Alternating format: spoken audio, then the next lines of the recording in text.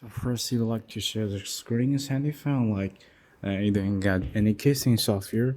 The first thing about plug in the HDMI cable, which will be a free accessory. Just plug here and plug things here on the bottom. And also, you may find that this screen will be touchable. Now let's plug again. So this will be switched automatically. Okay.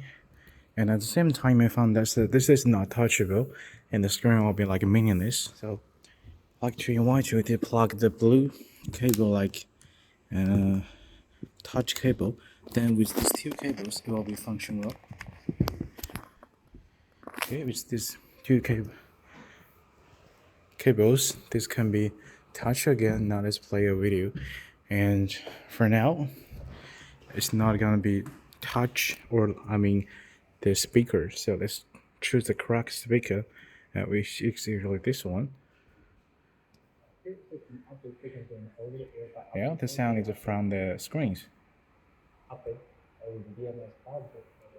So here's things.